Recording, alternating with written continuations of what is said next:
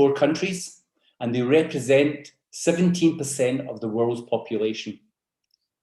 The total number of languages natively spoken in Africa is also now estimated somewhere between 1,250 and 3,000, with Nigeria alone having over 500 native languages. If this information alone is anything to go by, it is justified to say that Africa is one of the most diverse continents in the world, with diversity usually focused on culture, ethnicity, gender, and religion. There is a lot of commentary around how Africans or people of African descent actually encounter similar challenges, and that they should focus rather on leveraging inclusion in order to realise the full benefits of diversity. Africa has clear strength in diversity, and with a well-managed, diverse environment that fosters inclusion, this can translate into growth and development. On the contrary, however, if diversity is managed poorly, it can have a negative effect on both organisations and the societies in which they operate. So these are two interesting perspectives, and no doubt we are going to explore them this morning. And with these thoughts, this brings me to our facilitator for this morning's session, Professor Anita Bosh. Anita is an associate professor at the University of Stellenbosch Business School, where she holds the USB Research Chair dedicated to the study of women at work. She also facilitates on USB Ed's leadership and management development short courses, including the Women in Leadership online course, which we present in partnership with Get Smarter. Her work spans the field of women in paid work. Sorry, the screen's just changed here, guys. Just hold on a little minute. Apologies there. Her work spans the field of women in paid work, including leadership, identity, structural inequality, and policy. She is also the editor of the Women's Annual Report at www.womensreport.africa and is a research fellow at Vlerick Business School in Belgium. She also regularly engages in public forums such as print, online, and broadcast media. Recently, Anita was twice invited to do a presentation on legislative direction regarding the gender pay gap in the South African Parliament. She is also a non-executive board member of the National Business Initiative. So, ladies and gentlemen, she is definitely one of the good guys. And we are very privileged this morning, Anita, to have you facilitate for us today. So welcome.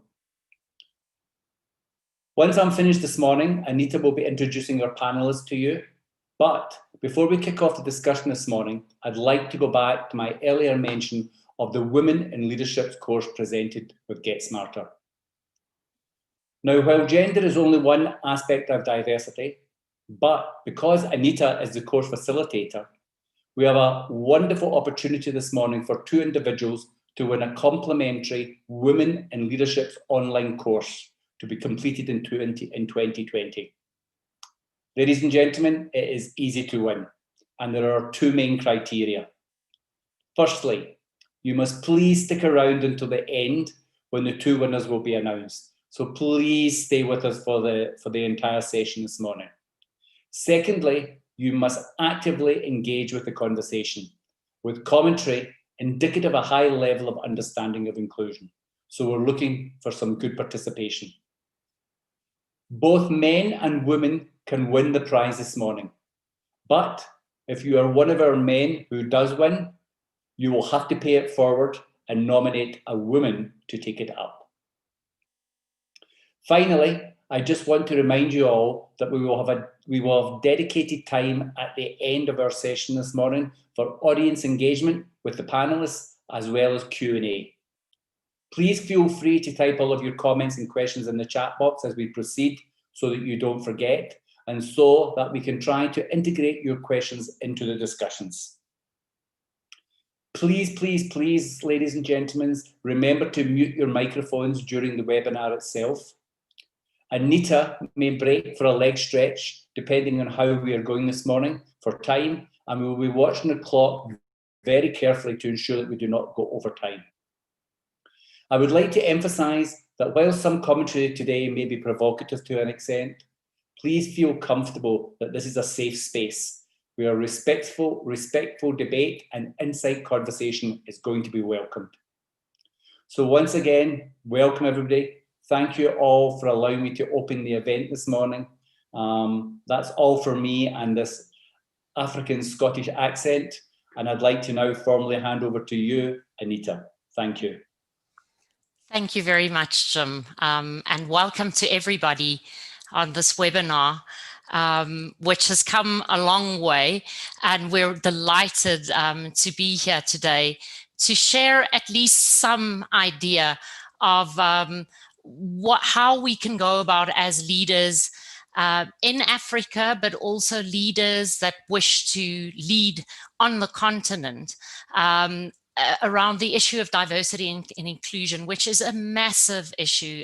Jim, thank you for positioning also Africa as an exceptionally diverse continent, and a continent that we know actually very little about when we think about research and also just in general media commentary. So it is deserving of our time. I'll be joined by two expert panelists today who we're really happy to have with us. Both of them have extensive experience on the continent and beyond, and I'm going to introduce them. The first one is Sheo Imologome. Now, Sheo is a USB alum and the chairperson of the West Africa Alumni Chapter. And she has over 30 years of experience in finance, auditing, compliance, consultancy, and advisory, and more recently, business development and strategy. Her career has taken her through various industries in Nigeria, including marketing, communication and media, manufacturing, oil and gas, finance, hospitality, and insurance. And having worked at executive level, Sheo understands the complexities of harnessing people power. She's been recognized by Leading Ladies Africa as one of the top 50 leading ladies in Nigeria in 2020 and holds a number of other awards. And joining Sheo is Lucy Quist. She's the managing director and author of the book, The Bold New Normal, Creating the Africa Where Everyone Prospers. And she's clearly a person that has carefully considered how Africa can harness its people resources. Lucy is the first Ghanaian woman to head a multinational telecommunications company as the former CEO of Airtel Ghana. And she's served as the vice president of FIFA's normalization committee in Ghana. Amongst many other accolades, Lucy has received numerous awards for her work. Before I move to the panelists, though, I just want to start with the question that we've posed, how leaders can harness Africa's diversity and inclusion, which is a massive question to ask. And in this complexity, we have to carefully consider a number of things, of which we as leaders are prominent aspect in unlocking the answers to this question. The question is important because discrimination leads to lower productivity. This is a well-known fact. And we all know that lower productivity is really never good for a business in the short or the long term. Also, lower productivity for workers leads to lower short-term wages. Business leaders may feel that this is fair. If you're not as productive, your wages should be lower. But the reality is that it has long-term consequences for business because you have to employ more than one person to do a job. The jobs are poorly done. Your quality control costs increase. And overall, there's a general lack of enthusiasm to be able to push your business into new frontiers. And in fact, innovation suffers very acutely when workers are disengaged. So for business leaders in the long run, discrimination leads to disinvestment in human capital and ultimately to very difficult business dealings and execution. Disinvestment in human capital, again, has a knock-on effect, and nations suffer and the continent suffers for it. So how seeking to advance the business interests? Diversity issues are prominent on the continent. As Jim has indicated, they do relate a lot to religion, ethnicity, kinship. I want to bring in there very strong tradition of kinship and how that might exclude others. Gender, a big issue, but there are many others that we'll touch on today. But all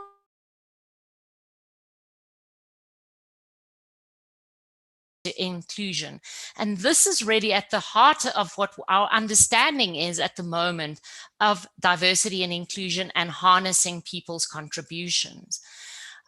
These structural and systemic barriers are basically can be summarized as our ideas as stereotypes that we hold about others, the images that we have and portray about others. And a lot of the advertisements and the controversy around advertisements come to mind. The emotions that we may negate about other people, or how they go about displaying their emotions. And then also the practices and framing of otherness. What are the different practices that individuals hold, even in the workplace, how they may go about doing a task, how they may interact with you as a leader. That we very often other if it's not similar to the culture that we come from, or perhaps even wider than the culture that we come from, the notions that we have about what it means to be proficient, competent, and so forth. These intersect and form a locking mechanism, and we refer to that as structural inequality. And it often results in us making systems, workplace systems, relatively unchangeable unless we shine the spotlight on these practices. And that's easier said than done, because we very often don't focus on the water that we swim in as fish. Melissa Stein says this very aptly. So she says, fish don't question the water that they swim in, they just swim in it. And we're asking now, we should start examining this water that we're swimming in.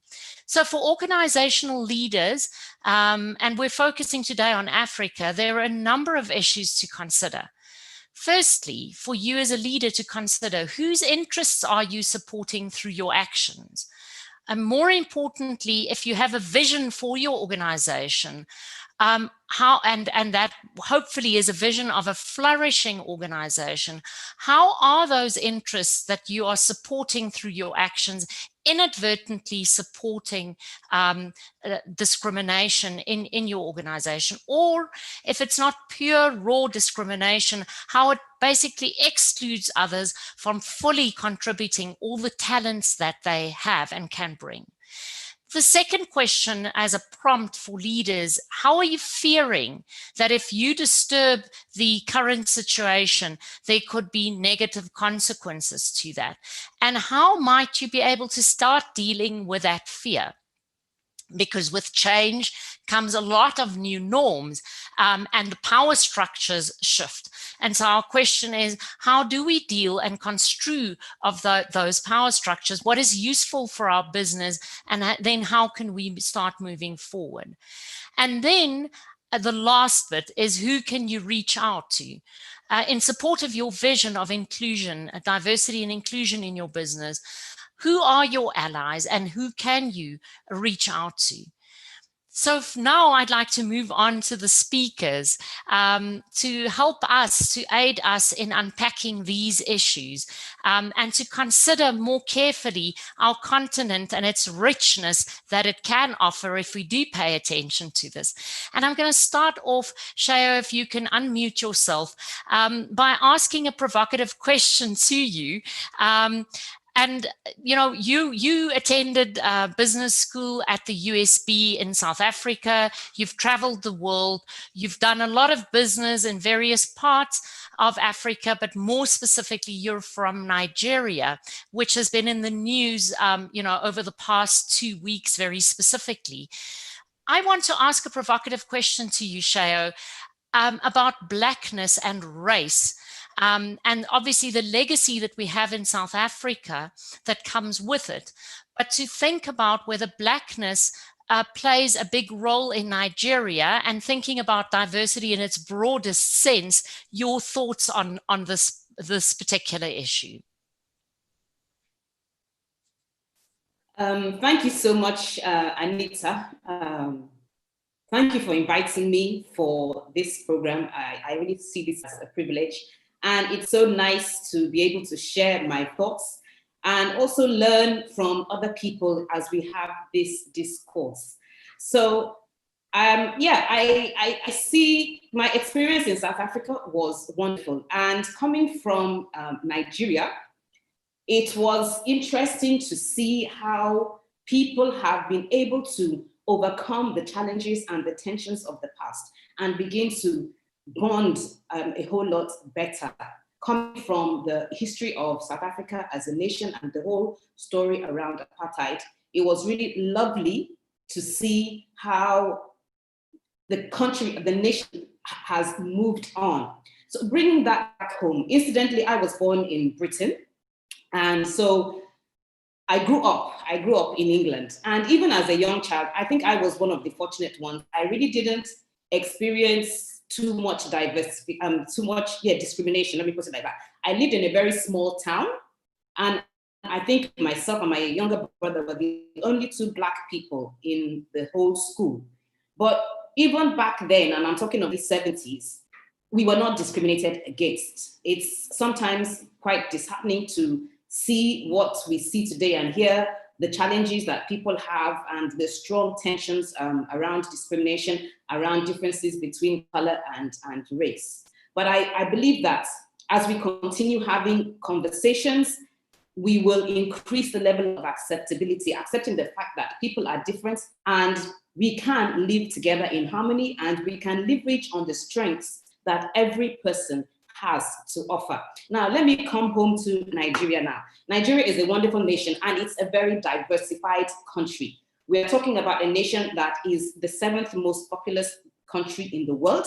We have a population of about 206 million people living together. Now, Jim in his introduction also talked about the diversity in the languages. So we have a country where, yes, we have some major tribes. We have 3 major tribes, the Hausa, the Yoruba, and the Igbo. Hausa making up about 30% of the country, Yoruba 15, Igbo 15. And then the remaining 24% or thereabout is made up of diverse, numerous tribes, tongues, and languages. And we are all coexisting here in Nigeria. Yes, we have had tensions in the past, and some of those tensions are a result of the pre-colonial era and the Nigerian Civil War. So those two events caused strong tensions between language, between ethnicity, between tribes, so to say. But we have been able to move on. We've been able to move on. We are not there yet. Yes, but there's still a lot we can do, but we have been able to move on to a large extent. And the government has tried in its capacity to kind of bridge the gap and, reduce these tensions. We are not there yet, like I said, but we have tried to reduce these tensions. And one of the things that the government did right, I think, in my opinion, is the National Youth Service Corps. And I remember that Lucy also mentioned something like this. I think Ghana has a similar program. But that National Youth Service Corps is a program where Nigerian graduates are posted to different parts of the country to serve for 1 year. Now, the idea is to take somebody out of their comfort zone, out of their ethnic, where they grew up or where they are from, their tribe, and take them to a different part of Nigeria to interact with another culture, another language, another tribe, and understand how those people, what their culture is all about. Understand the food, the language, and their way of life. And it's, for me, I think it's a wonderful opportunity, because you now live with these people, you understand them better, and you find out that they're not really different from you after all. And so it increases that level of acceptability. So these are some of the things that the Nigeria has done right. And we've also seen positive activity in the area of women development. So talking about gender differences, Nigeria has also done quite a lot in the area of women empowerment. So we've seen a lot of, we've seen more women in government positions. We've also seen a lot more women in leadership positions within our organizations. So yes, we've had a lot of tensions and issues in the past, but we are doing a lot to move forward. We're doing a lot to bridge these gaps. We're doing a lot to remove the barriers and the diverse challenges that we've had in the past, and we are trying to move on. Now, the youth, I really want to give it to our youth. Technology has also played a major role in increasing acceptability and reducing discrimination, because the world has become a global village and information is readily available. And our youth have leveraged on that technology. So the younger generation gets it better. Really, they don't have the history of the tensions of the Civil War and the pre-colonial era. And a lot of our youth have, they went to universities outside of their ethnic background, and they've also participated in the National Youth Service Corps. So they have a better appreciation of the differences, the different cultures, the different tribes, the gender issue. They have a better appreciation of all this, and they are able to integrate much more easily. So how do we bring all of that into our organizations? How do our companies embrace diversity? How do they embrace the differences in culture, in gender, in age? Yeah, let me quickly mention here, age for some cultures is also an issue in Nigeria. Like where I come from, age is a big thing, so to say. But again, we are moving away from those sentiments, and we are embracing the fact that young people can have better ideas. Young people can be great leaders. There is a lot of the older generation can also learn from the younger generation. So how do organizations leverage on all this diversity? Companies, especially the private sector, is really doing a lot. The private sector, I would say, has really done a lot in removing discrimination as much as possible. In the past, we have what we call a quota system, which is a system that was entrenched in the 1979 Constitution. It was designed to assist ethnic minorities or people from a particular ethnic background that are educationally underprivileged. But we've seen, as you said in your opening statement, that when you give that privilege to people that are educationally underprivileged, you are losing out on the people that are actually better equipped to provide higher quality talents and services to your organization. So we've seen that the quota system is very strong within the government sector and government institutions. But again, the conversation is changing. Just last year, the Vice President, Professor Osinbajo, said that we need to revisit this quota system and then promote merits and not quota. So again, the conversations are changing. A lot of the private organizations focus on merit. At least I've been working for 30 years and I've worked with different organizations. I was in audit, so I had the privilege of working with so many organizations. And also the two group of companies that I worked with as well. We had a lot of interactions with a lot of organizations.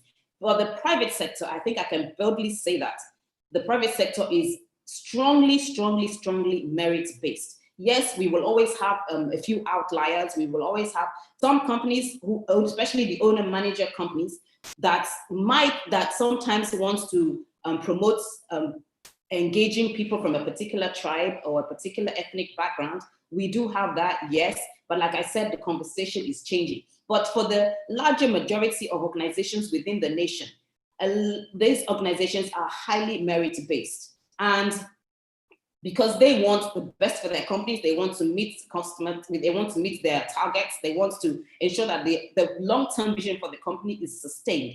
And so, of course, you want to engage the right people in the right place to do the right thing for you and take your organization forward. So we are seeing that the challenges are there. We will not underplay them, but we are moving forward and we are doing a lot in the right direction. In the area of women empowerment and gender equality, yes, Nigeria, I'd like to say that I'm seeing a lot of positive reactions there. We are seeing organizations that are making the workplace more women friendly. We've seen organizations that creates a crèche, for example, for nursing mothers, longer maternity leave with pay for a lot of organizations for nursing moms. So to make the organization more comfortable and conducive from them, like I said, it's an ongoing conversation. We are not there yet. We do have, I've heard of issues where women complain of being discriminated against within the corporate sector, but it's an ongoing conversation. We also have seen where some organizations have given sorry, can I just come in there? Thank you very much. I think that gives us a very good idea overall of Nigeria. You touched on a number of really important issues. You refer to tribes and ethnicities, which I think on the continent seems to be, a big issue with regards to diversity. Age also, we know that Africa has a very, very young population. And so that's clearly, a very, very important area. You touch on an issue that I like to write about. And by the way, if I could ask, the audience also to please remember to put your questions in the chat box and to interact, because we would like for you to interact with the panelists also. I want to touch on this issue of merit, because merit in itself could be a form of discrimination, depending on how it gets framed.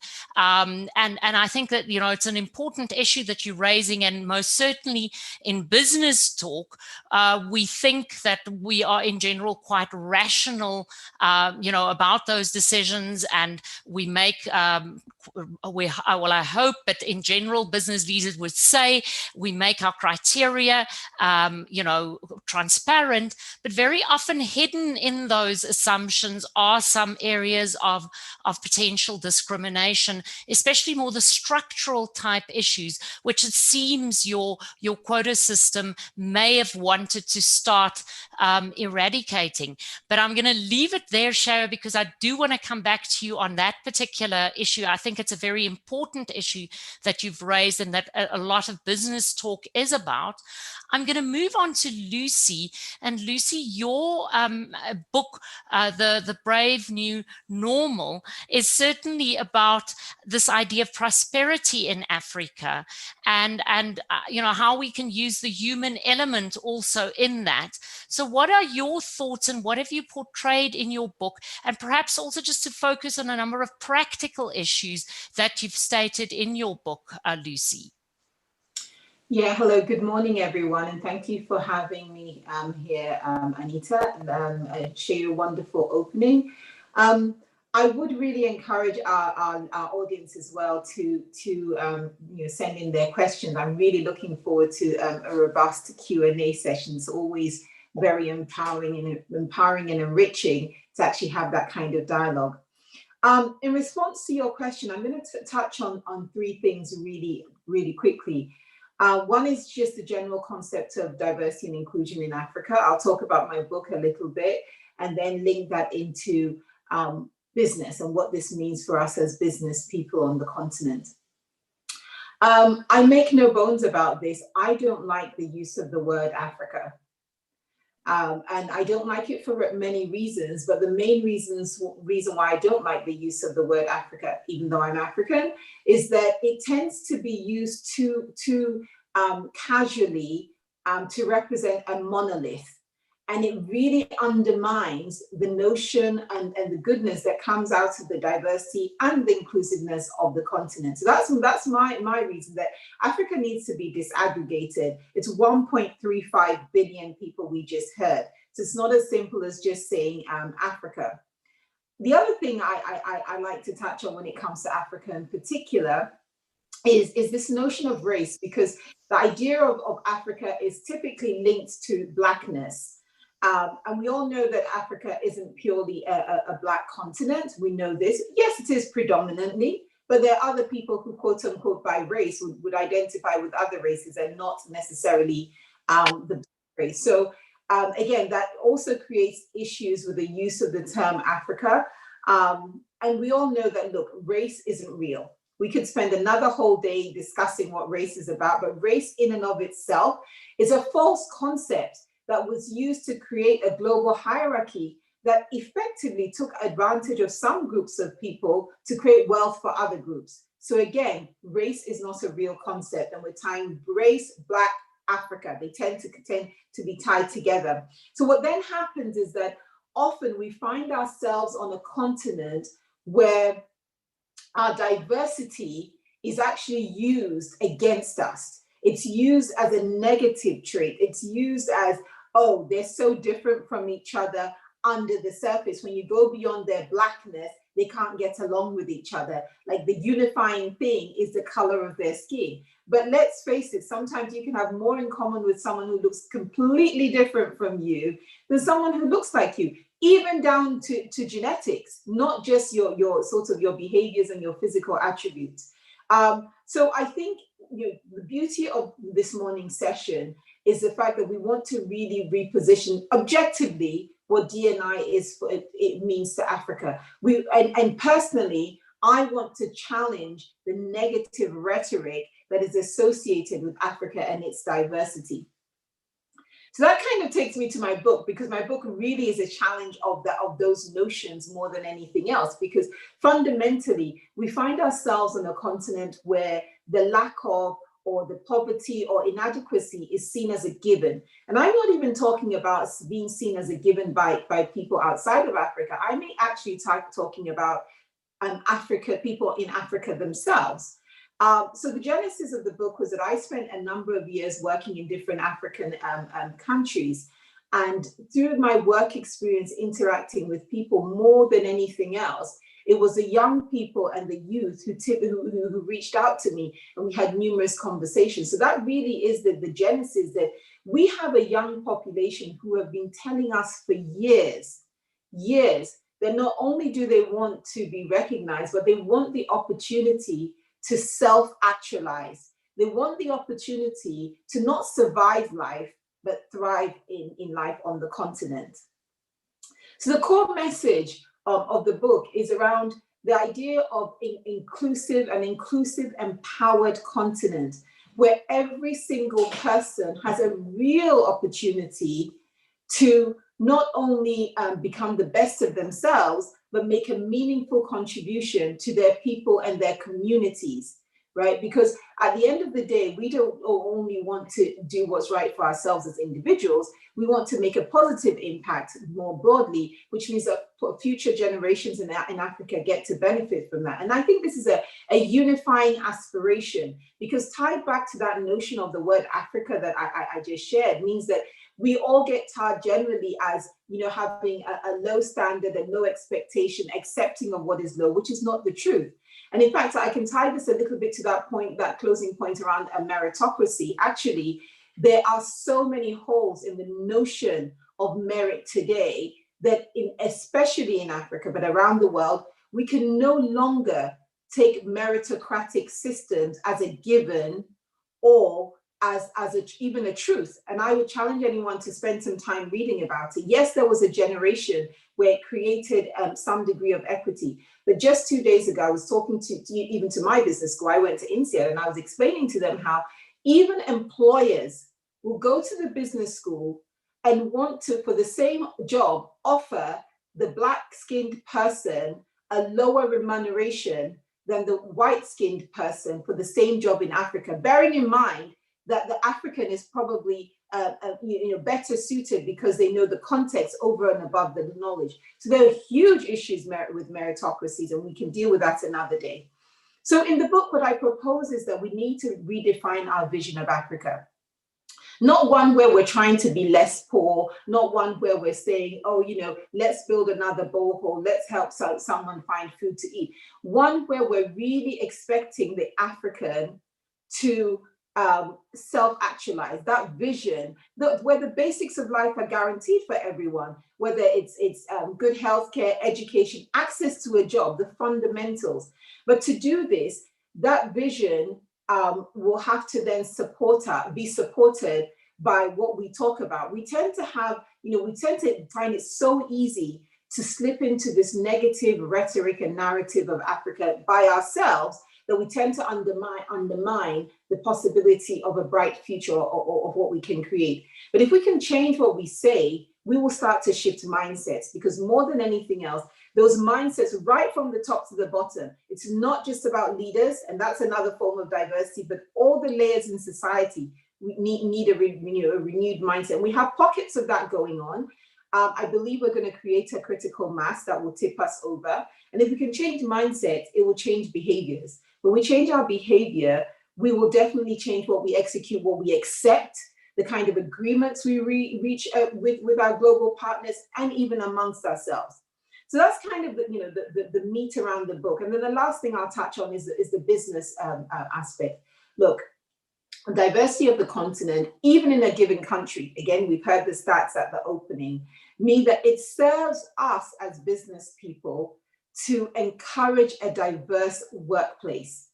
It really serves to our benefit, right? One is that we all know that we will get better solutions. When I was running Airtel, I didn't only just have gender diversity, which was pretty much 50-50, but also I had, even though I was based in Ghana at the time, I had people on my team from Nigeria, Congo, Kenya, Zimbabwe, and of course, Ghana. Even in a place like Ghana, you can opt, and of course, amongst the people who were from Ghana, they were from different parts of the country as well.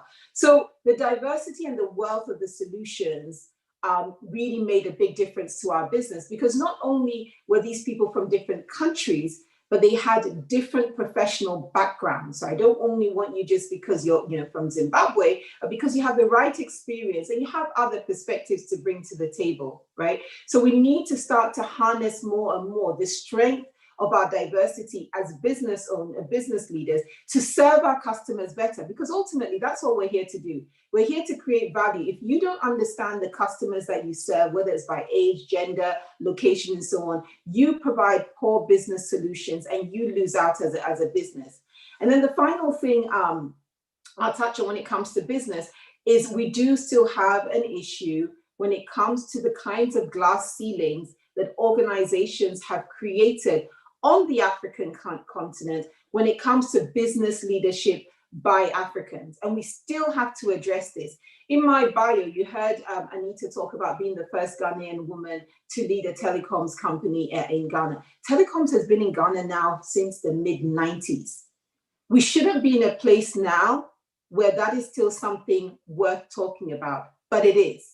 So it goes to show you that we still have some divide, especially when it comes to large organizations, maybe international, between the leadership, the more executive levels, and whether we can have Africans there or not. It's improving.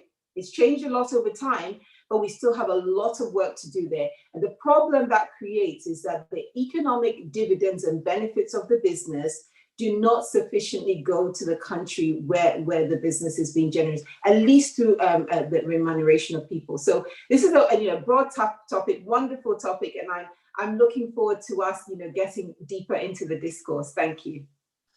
Thank you, Lucy. And tying back to what Shaya also mentioned, the the benefit of age, the youth in our countries on the continent, and how we can harness that energy, because often, you know, we all work hard. We've had careers, at least for, I can speak for the three speakers, I think, today, you know, and done our bit. But sometimes you feel your energy is waning a bit. And when you work with youth, you kind of get new, fresh perspectives again and want to move forward with that. I want to then touch on this issue of whether an organization can be fruitfully utilized as a mechanism to ensure that there's greater levels of diversity and inclusion. And then in other words, to do it sort of flip it around, given that society seems to struggle a lot with the notion of inclusion, unless there's formal, you know, policy and practices such as what Sheo has referred to earlier on happened in Nigeria. And I'm wondering whether organizations could be these safe spaces, and whether the use of making an organization relatively neutral does help. Sheo, what are your perspectives on how organizations can be catalysts for diversity and inclusion? Yeah, thank you, Anita. Yes, I think you're right. Organizations have the capacity to become a neutral, safe zone, so to say, where they, on their own as organizations, get the policy right. And I think Lucy has really done, she has really justified the fact that we need to deconstruct the whole conversation around diversity. We need to look at it from a completely different perspective. We need to go beyond the silos that we've created. We've created certain silos, and we've said, oh, we're talking about Blackness, and we're talking about race, and we're talking about ethnicity. But like she said, you can find people that are so much like you, but don't necessarily look like you. So what are these commonalities that we have? What are the similarities that we have? And the youth are really getting it. The youth are really, they have come together. We have, especially in the tech space, these young people have come together with they have the same mindset, the same ideas, and they have given themselves purpose and vision. And they come together, there are no barriers. Some of them link up on the internet. They haven't even physically met each other, and they are able to achieve great feats by coming together and putting their minds together. So I think these are the people that actually show us that if we remove those barriers and have a common purpose and a common goal, we can achieve great things. So bringing that back to the organization as a unit, yes, organizations can really push that agenda. They can really stay in the forefront of this whole conversation and help people understand that we can work together, we can identify with each other, even though we are different. Right, and even though we are different, and I think this is most probably the phrase, you know, of the morning, and it seems quite self-evident. So even though we're different, because every single child that's born on this earth is different from the next in terms of a multitude of just biological features, never mind the way we're socialized. And Sheo, you referred to growing up in England. Lucy, you've studied abroad as well. You know, so there's lots of influences. I myself have done the same. So we get this infusion. I want to direct a question also then to the audience and see what the feeling is about this, whether Ubuntu is a notion that throughout Africa we can capitalize on, and whether Africa is perhaps different from, let's say, Europe or America with the election. And I'm sure across the continent, a lot of coverage is certainly happening on the American election. And we see the divisiveness that's happening there. But the notion of Ubuntu in our workplaces and how that may be used. And if members of the audience want to please comment in the chat, and I'm soon going to open Q&A also for people then to ask.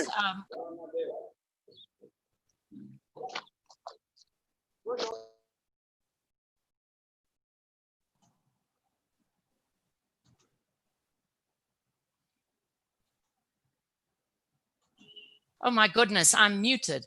Is Ubuntu really the right vehicle to use? For us in African organizations to move beyond, where we're at now, because both of you indicated that we've certainly made a lot of progress, but that we have to move forward. Lucy, your ideas on Ubuntu for the continent, and whether our continent really is Ubuntu-ish, because a lot of has been written on this particular topic. Actually, our continent, like most human societies and communities, has a lot of what we call Ubuntu. And yeah, even though the term itself is very much a Southern African or South African terminology, the manifestation of it exists more broadly. There is a sense of community in most African countries, which is because we haven't so much evolved a very individualistic approach to life.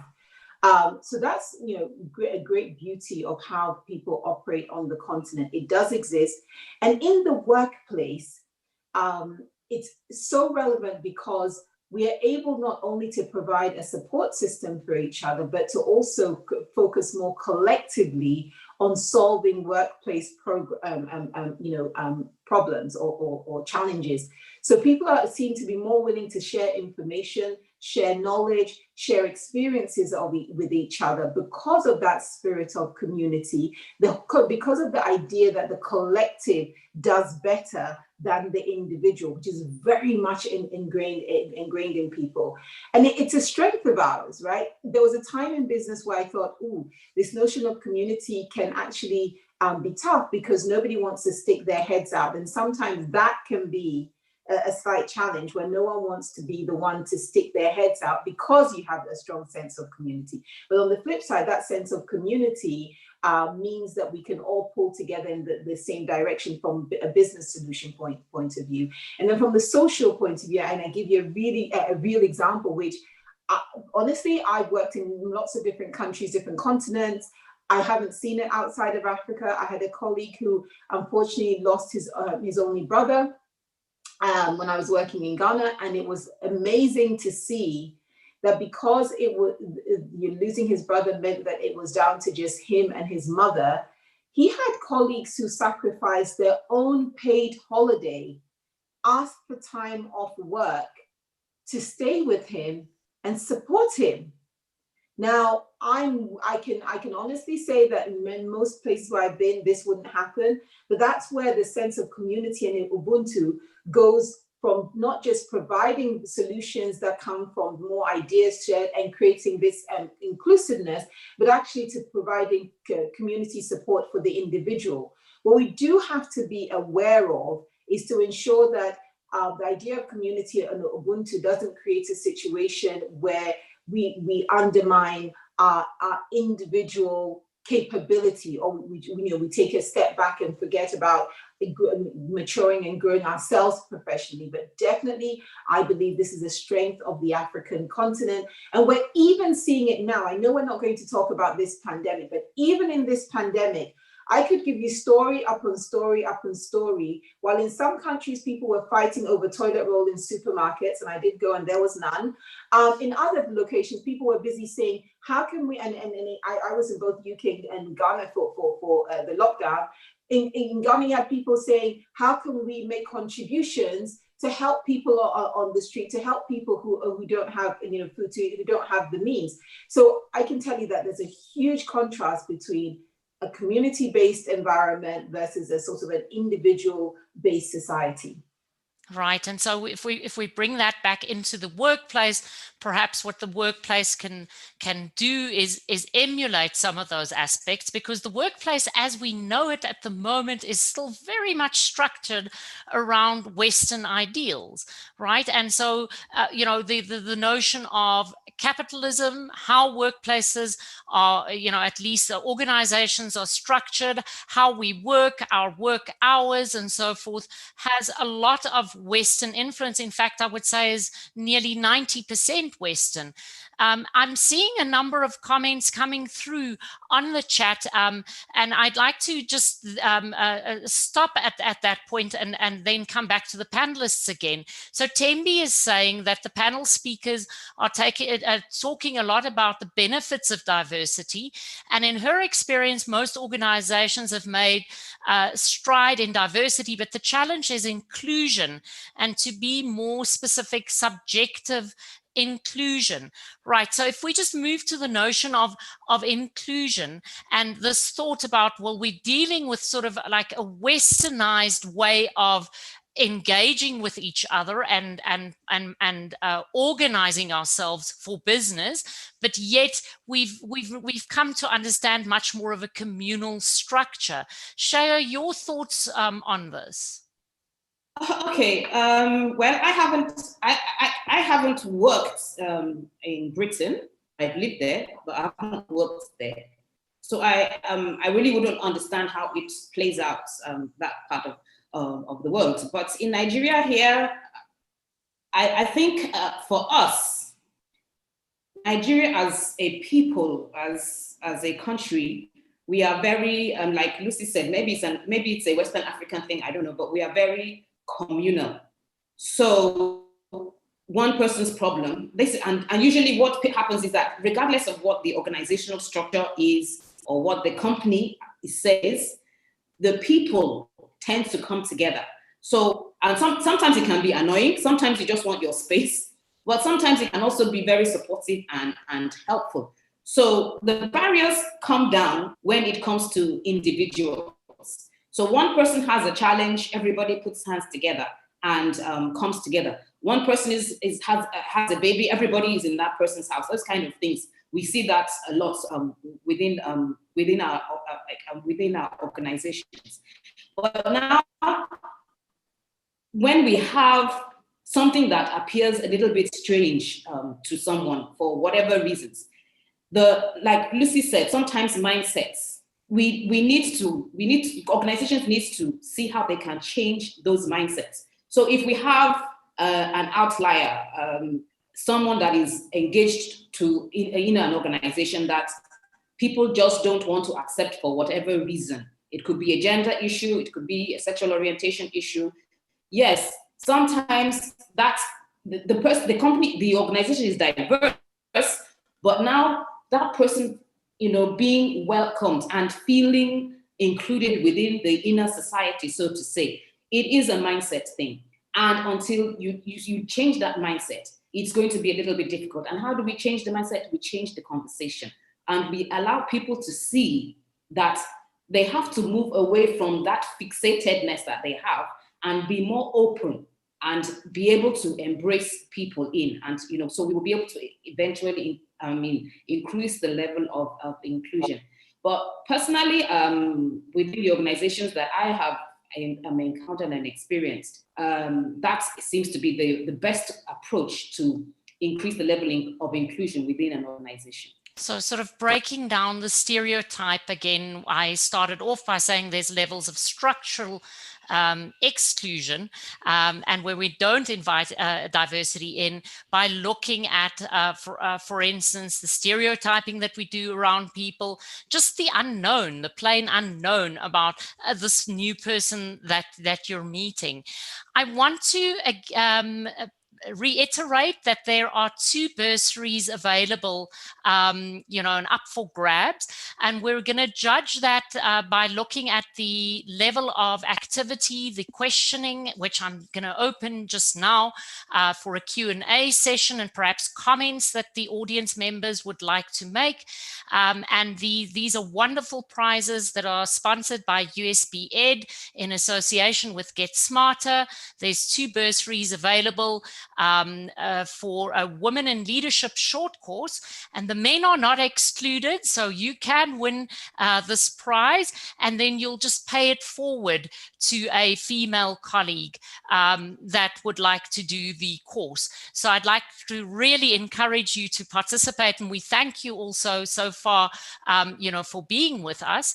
I am now going to open the Q&A session and invite you to, put up your hand. If you'll see that there's a space next to the participants where you can put up a hand, and I'll monitor that if you have any contribution to make, or if you'd like to give us an indication. Samantha, if I can just ask you to monitor that as well, perhaps if I miss somebody somewhere.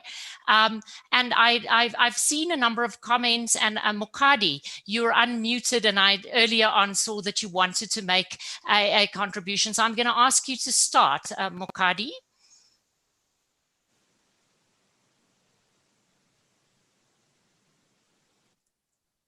Mokadi, can you hear us? Right, Mokadi seems not to be able to hear us at the moment. There's a question to the panel from Soraya. We understand diversity and inclusion is beneficial. However, when you include, sometimes it means those in positions of power have to dilute or give up power or control. So the question is, how do we help leaders with inclusion when it potentially threatens their own position of power? Lucy, you're smiling, so perhaps if you'd like to kickstart the reply to Soraya's question. Thank you, Soraya. It's a brilliant question. It's one of the biggest challenges to inclusion. Not only do some leaders feel threatened by the idea of inclusion, because let's face it, for wherever we find ourselves, there is a dominant majority that's still leading business. So if we speak in the context of Africa, it is, typically an African man of a certain age, or a foreign man of a certain age. It's a man, and the race may vary, or the appearance may vary, but typically it's a man. So for some leaders, the idea of inclusion they find personally threatening, because part of their power base is the notion that somehow I have some superior means and ability that confers this position on me. It's not because we could all do this job. You have to be special like me to do the job. And the other issue that I think a lot of leaders face psychologically is this notion of a zero-sum game. And so it's like, if I include your group more, my group loses out. So it's not only me personally, but me and my group are at risk by the notion of having you in. So so this question of what do we do about it, and what are the challenges? First of all, the mindset is still key, but sometimes changing business leaders' mindset is very hard, especially when people have worked for a very long time. It's hard to just rock up and say, be more inclusive. So sometimes what we need to do is actually present it in terms of metrics and in terms of understanding. Imagine working in a country as rich and diverse as Nigeria, and everybody thinks about business opportunity, 200 million people. If you do not have diverse leadership, I can guarantee you that your business is not making the most of the business opportunity. You cannot have around the table a team that is not diverse and not inclusive, right? Because the issue with inclusion is that you don't just want to have people sitting around the table, you want the people to feel that they can contribute the best of themselves, their authentic selves, to the business. So you let the people, you make sure that you have metrics and policies to bring in the people, but you have to create a workplace environment that is respectful of their differences, respectful of their ideas, respectful of their approaches, that equitably provides the same career opportunities to everybody else, and so they have the opportunity to grow their careers. And then your business can start to get the benefit of the people. If you just have diverse people in your group, in your company for the sake of it, you won't get the benefit without making them feel included. And so that is why inclusion is so important. But whereas diversity a lot of the time can be managed mainly through metrics, and you can push your organization and create goals and rewards, with inclusion, you've got to do so much more work to shift mindset, to challenge notion. I'll give you one simple example. Sometimes when you tell people to recruit from a different group, they immediately say things like, I don't want to lower the bar. That is a mindset. That is not evidence-based. If you tell me that by recruiting women or recruiting another group of people, you will have to lower your acceptance criteria, that is your mindset and actually has nothing to do with the person you're trying to recruit. So it is a lot of work that we still need to do, not only on the continent globally, but for the purpose of our discussion, we need to zoom in and focus on this very strongly in African countries and businesses. Yeah, and I think you're raising an exceptionally important, because that is the start of organizational transformation very often. If an organization is quite untransformed, is bringing in new people, and then how to mine the networks, which may be in that instance non-existent, you know, because the organization looks in a, you know, it's constructed in a particular way with particular types of individuals, and then making sure that those networks get richer, so that the aspect of that we touched on very earlier on in the discussion about this idea of merit doesn't need to play in and become a barrier, but that we really can say that you know, individuals that are brought into companies certainly can bring their full self and be able to contribute in that way, without also thinking that they are the token, right? The token woman, for instance, you know, in a setting of which a lot of us are aware that very often that is the mindset again of the individuals that may be viewing you. I see Natasha Vessels has given a comment. She says, how can we define or construct or imagine African excellence, if that is a construct? As in, from the point of view of excellence currently still being grounded in Eurocentric norms, and then African is definitely a construction perpetually being constructed from various perspectives of people living in Africa. But perhaps, Shaya, your idea of African excellence and what you think that may be, you know, if we bring ourselves to the rest of the world, what would we say as Africans is African excellence? Well, for me, excellence is excellence. I don't think excellence is, I don't see excellence is a Western thing or an African thing. Excellence it has a uniform definition, and every organization should embrace excellence. So for us in Africa, like Lucy said, we need to stop benchmarking ourselves against Europe, against Western ideas and Western ideologies, and define our own ideologies. We must be the best that we are. We must be the best that we can be. We must employ the best people to do the best job at the, you know, in the best way. We have to define how we want to see our organizations. We should stop, you know, benchmarking ourselves with what happens in other continents around the world, and you know, map our own path. Look at how we as individuals, what are the strengths that we have, the things that make us unique as a people, and how can we use that uniqueness to, within our organizations, to carry out our work, to provide the quality value in services and products, and you know, that we deliver to our clients and to our customers, even to take it outside, to export it to other parts of the world.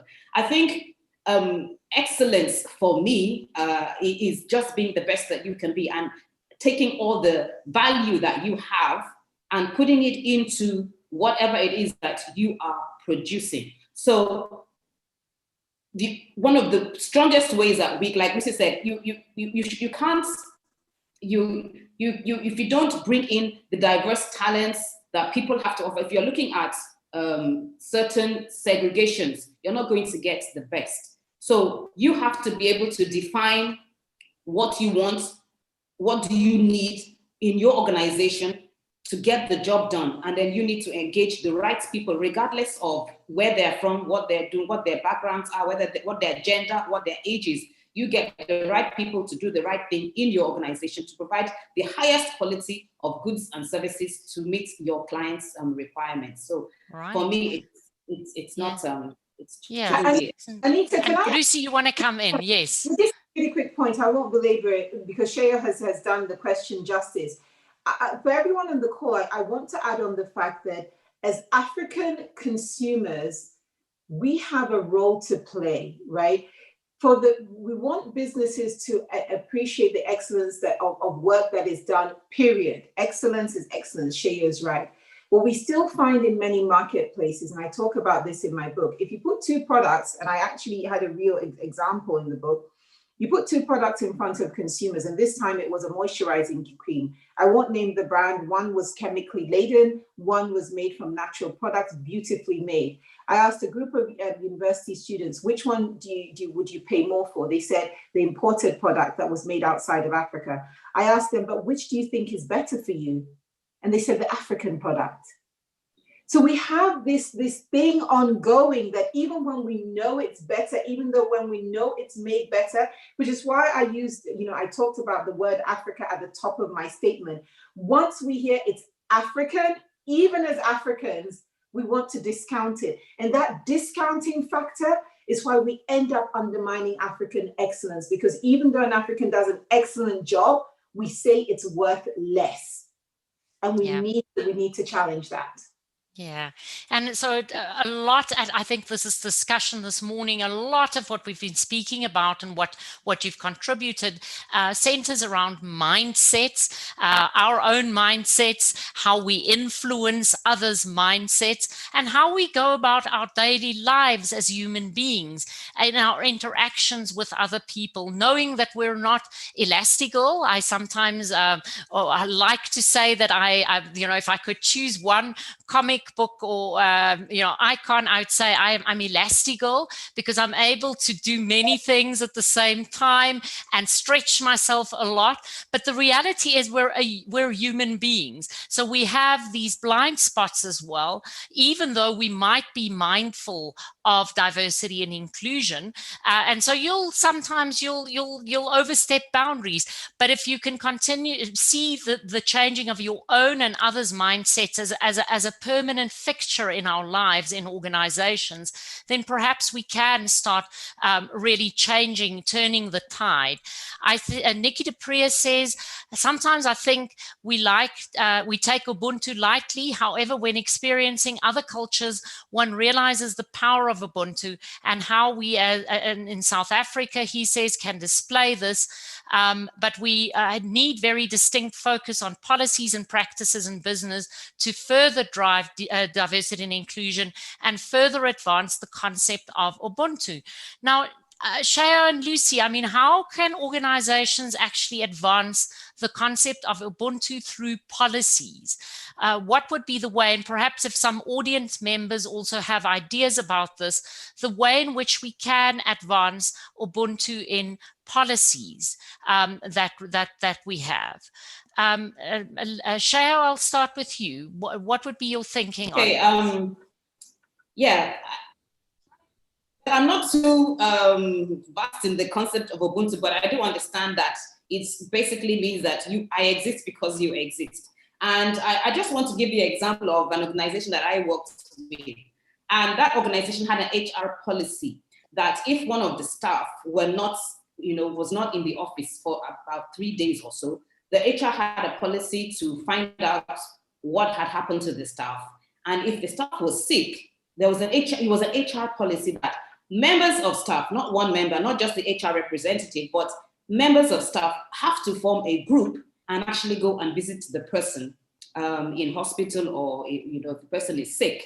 So I think that's just an example of organizations having policies around providing that necessary support for their staff, regardless of who the staff is. Once a person has a particular challenge, it's a policy now. It's not just individuals coming together to say, oh, let's help this person. but it's now an organizational policy that says we must come together and we must help this person and we must support this person in the person's time of challenge or need. So it's not optional, it's now a policy that the organization has entrenched. So organizations can do, and we can see more of this on an organizational level now, as opposed to individuals taking it upon themselves, to do that. So I think that's one of the things that organizations can do to strengthen the Ubuntu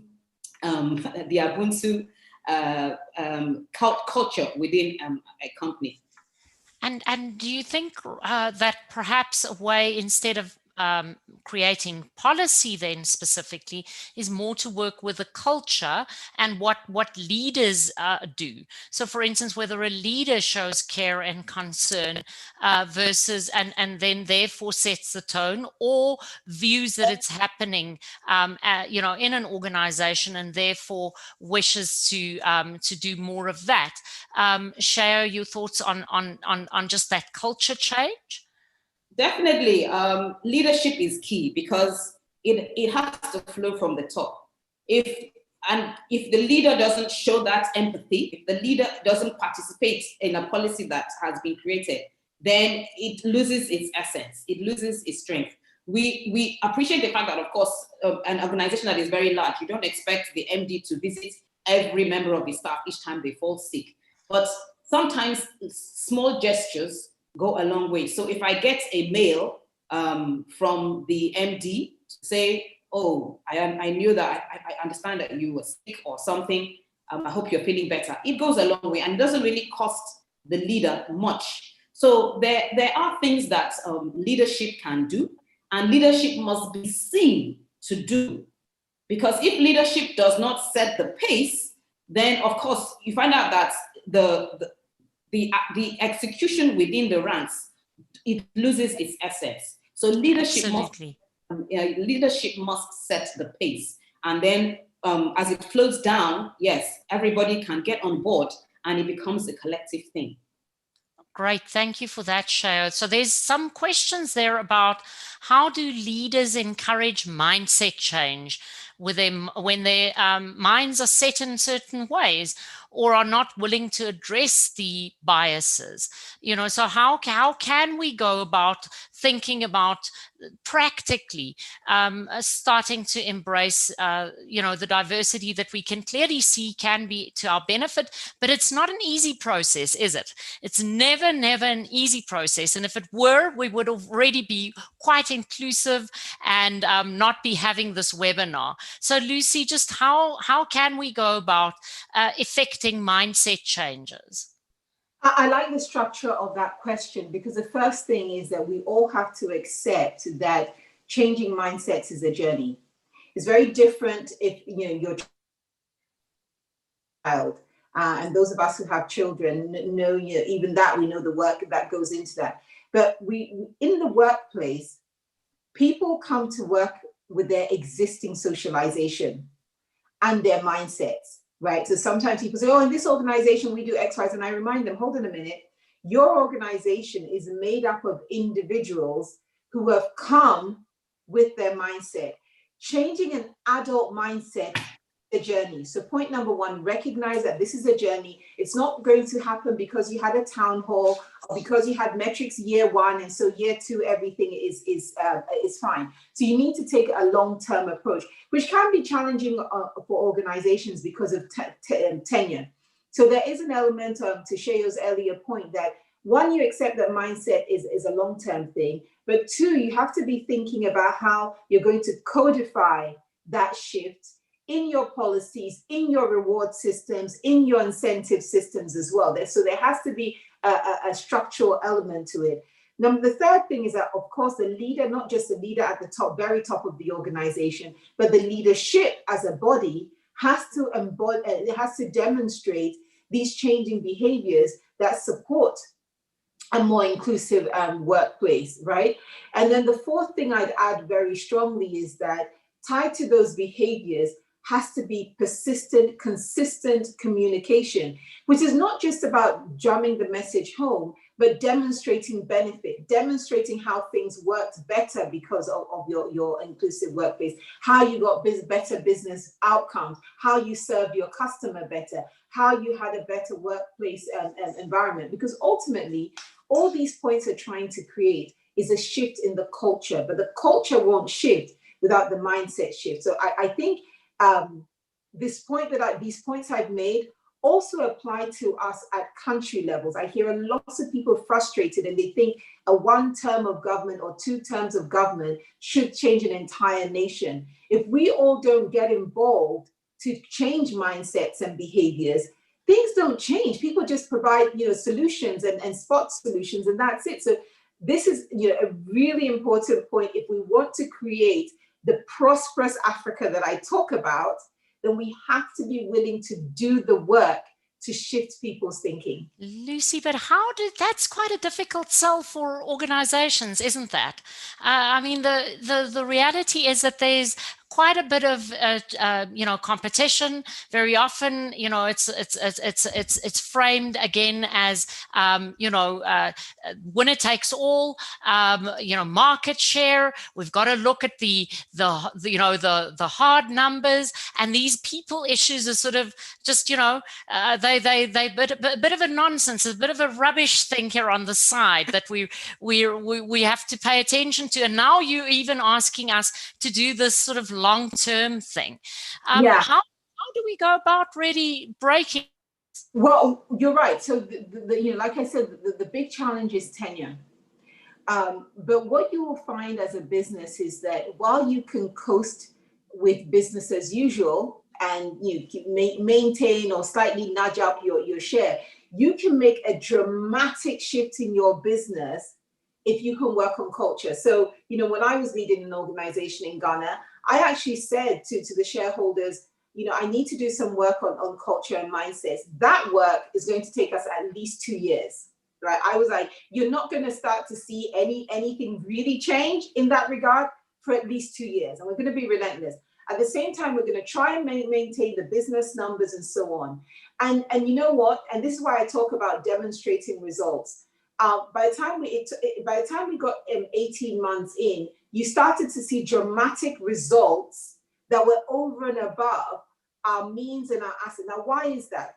When you shift mindsets in an organization, what essentially happens is that you as the leader or as a small group of leadership at the top are no longer the ones who are trying to shift and move everything forward.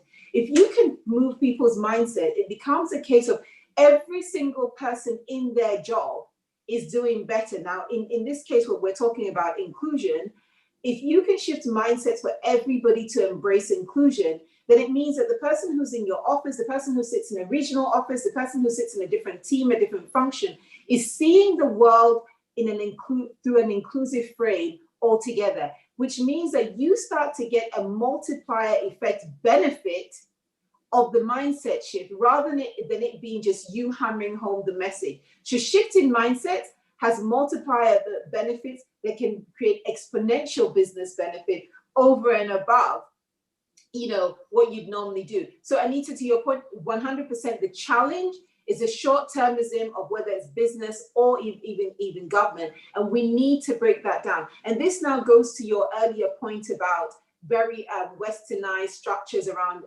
business. I would almost argue that before westernized businesses got to where they are today, if you go back to the history of most Western companies, they were actually driven by a very community feel and a few friends coming together to solve a problem and work together and get the right ideas in. They may not have been very diverse, but that's a different topic. The mindset around really giving people time to flourish was there. But now in Africa, we find ourselves with many businesses, especially international companies, who don't necessarily start from that ground. They start from, we've already arrived, here's the solution to the customer's problem, execute and deliver it, and don't worry so much about the African context. And that has to change. Yeah, absolutely. Yeah, Cher? Yeah, and Lucy has already talked about culture, the mindset. The culture change has to be a long-term period to change the culture of an organization. Now, like she said, people come in with their different mindsets and their different ideas, and they bring it into the organization. So except the organization on its own has a culture map, has a defined culture to say that in our organization, this is how we behave. In our organization, this is what we will do. You find out that the different cultures and ideas of people will now set the pace, and you don't really want that. And I'm just going to talk quickly about how I experienced culture change. I had worked in an organization that had strong power distance, and so age was a big thing. Everybody was, it was a formal, everybody was on formal, this Mr. and Mrs., and age was a huge thing. And coming out of that organization into another organization that had a completely different culture, and everyone is on, it was more a youthful culture. Everybody was on a first-term basis, simply because they wanted to avoid bullying from the older generation. So it was a culture shock, but it helped change mindsets.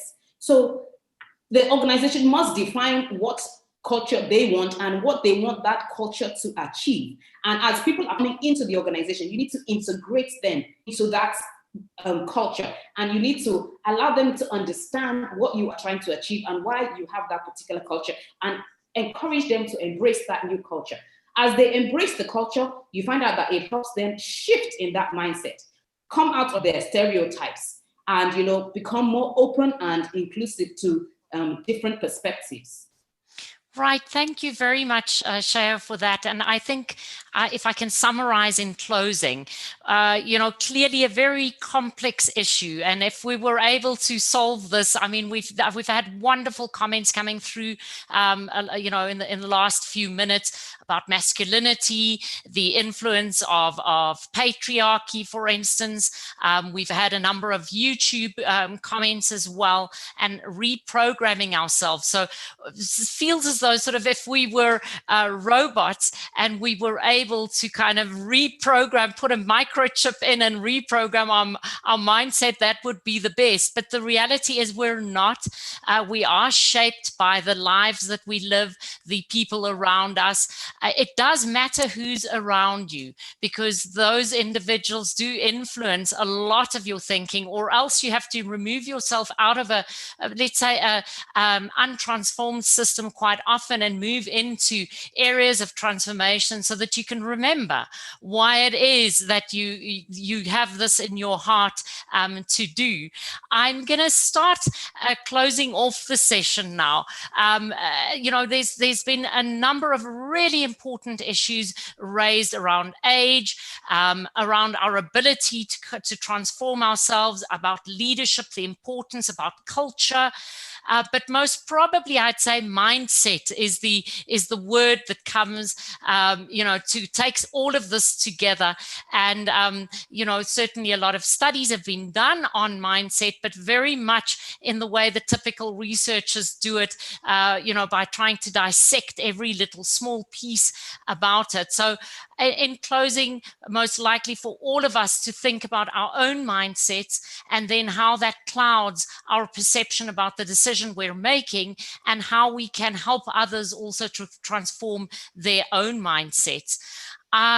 I'd like to thank the USB Ed and Get Smarter for sponsoring 2 bursaries for the Women in Leadership Online short course. And I just want to check in with Samantha. Sam, do you have those names for us of the winners? Because just before we announce them, the 2 bursaries, the recipients, if you could please email Samantha Lawson, and Sam will just put her email address on the chat. If you can email her later on, or you can stay behind right at the end also, so that we can just capture your details. Sam, if you can just come in, please, with those 2 names of the individuals that will be awarded the bursaries. Hi, everyone. Thanks so much for joining, and thanks so much for engaging to the extent that you did.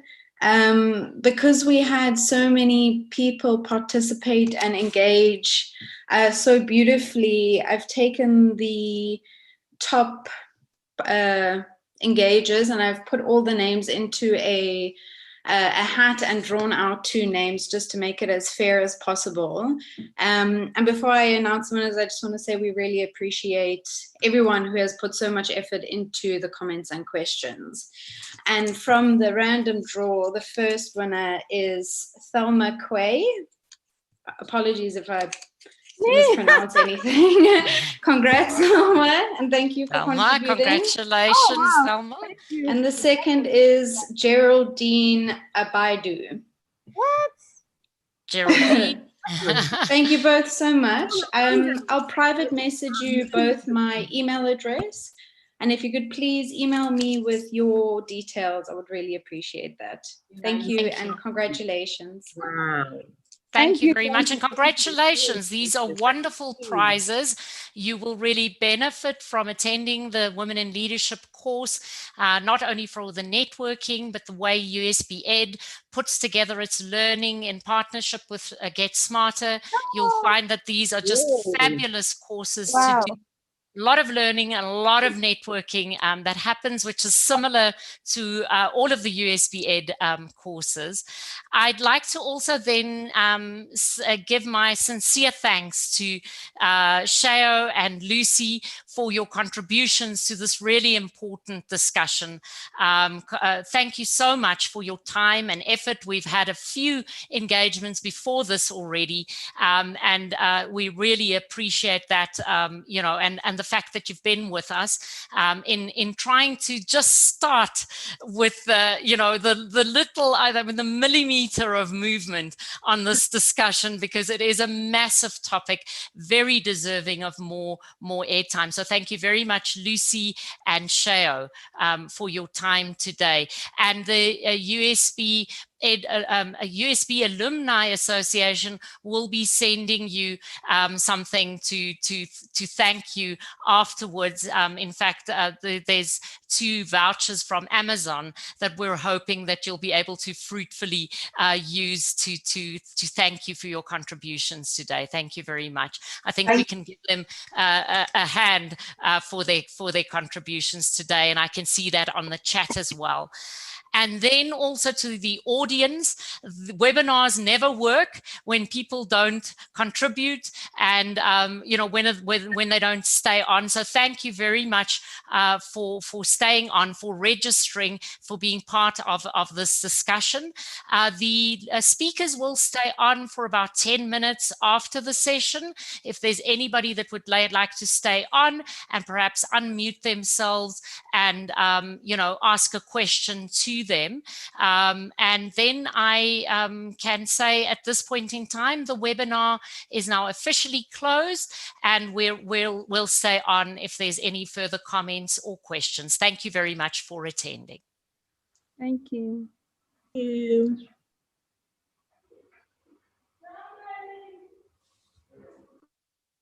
Thank you.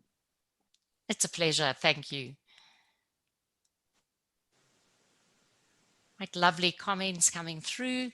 So thank you, everyone. Thank you so much. Congratulations to the winners. Congrats to the winners. This is wonderful for the winners. And then Bernard says, thank you, Shao, Lucy, Jim, and Anita. And for the speakers of the session. So we'll just hang in here. If there's anybody that would like to speak to you can unmute yourselves and then just ask a question to the speakers directly, please.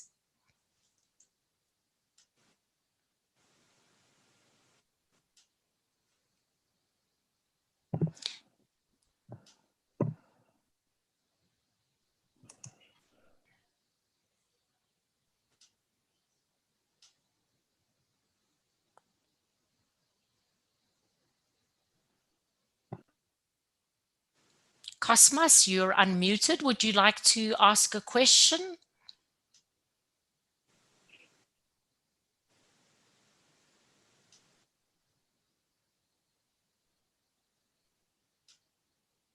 Not clear there. Bahia, you're unmuted. Would you like to ask a question?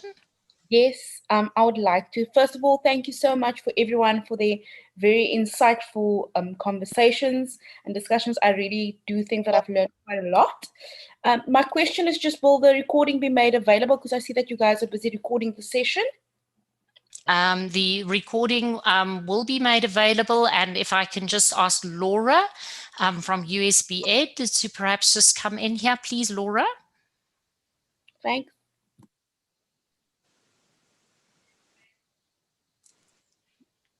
Laura, you're muted. Can you just unmute yourself? Yes, sorry. Okay, so it's currently live streaming to YouTube, and you will be able to, as soon as the event is over, the recording will be live on YouTube for you to watch at any time. I'll pop the link now into the chat box. Thank you very much. Thank you. Thank you. Thanks. Thank you very much for attending. If there's any questions to the two speakers, this is your opportunity.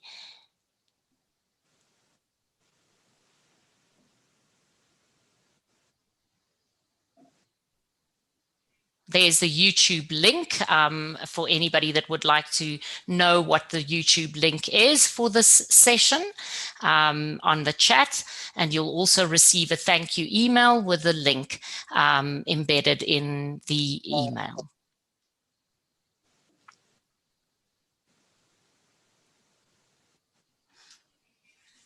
Lucy, in terms of your book, is there any specific place where your book can be found? Yes, it's available on Amazon. It's both paperback and Kindle on Amazon. Other outlets as well, so such as Barnes and Noble, but everyone tends to know Amazon. So any Amazon site, whether it's .com, .co.uk, whichever one. Mexico, I've had people buy it in Mexico and Japan. So anywhere.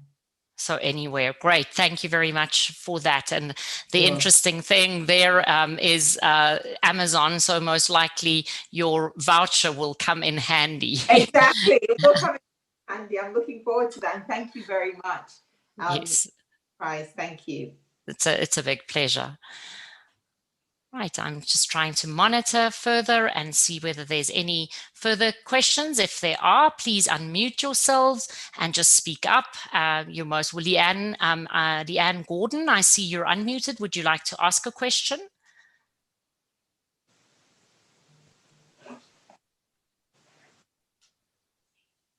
Not at this stage. Right, I think then, as time, I'd like to thank the speakers again for your time, and we're going to officially then close off the session. Thank you very much, Jim, and everybody also in the background to organizing this. Thank you, Sheo and Lucy. Thank you all. Thanks for being a very interesting session. Thank you. I've really, thank you so much for inviting me. It's been wonderful. And thank you, Lucy. Nice meeting you. Lovely to meet you too. Hopefully we'll connect again soon. Thank you. Thank you. Thank you. Thank you very much. That was so insightful. You're welcome. Thank you. I think it was a fantastic event. Anita, Shaya, Lucy, you really moved beyond today.